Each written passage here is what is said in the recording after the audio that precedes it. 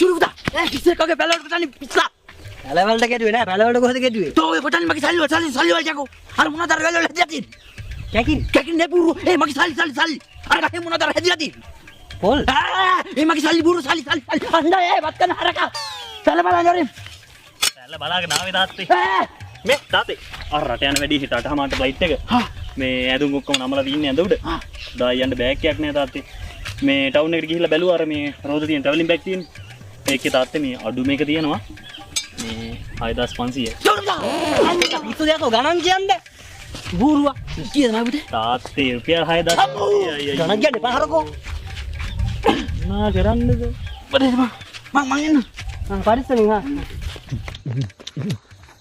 තුරිමල්ලි මගේ අවුරුදු 25ක ජීවිතේට තාත්තෝ ඉල්ලන දෙයක් කරන් දෙන්න පළවෙනි පාරම දැන් ඔබ හිතාන්නේ තාත්තා ඇතුළට ගියේ උඹට බෑග් එකක් ගෙන සල්ලි ගේන්න කියලාද නැත්තම් බලපන් මෙහෙම සට ගාලා මොන්ටර පහක් ගේන බලන් හිටන් දෙයි අපේ තාත්තා දෙයි බලන් හිටන් හැබැයි චූටි මල්ලි මට දුන්නේ නැත්තම් අර කාමරේ ගොඩ ගහලා තියෙන වී තියෙන්නේ මිටි 4ක් වීරමාවල මෝල්ට විකුණලා මම ওই බෑග් එක ගන්න. උතට පිස්සු දාරකෝ තාත්තා මරන්න දාන්නේ. යකෝ ඔය කතාව තාත්තනේ මහෙන්න කියන්න බා පගුව බැල මැරෙයි මේ මිනිස්සයා. කොහොමද බං මෙහෙම ලෝභ වෙලා ජීව තාත්තා දාන්නේ.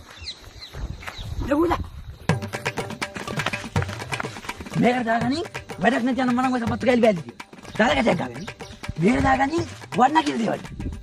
මේ දෙක අරන් ප්ලේන් එක කියන්නේ. හරි හන්ද තියාගන්න බා බූරුවෝ. ලකුණා මේ තෝ දැන් ඔය ප්ලේන් එක යද්දි කොහෙද තියන්නේ?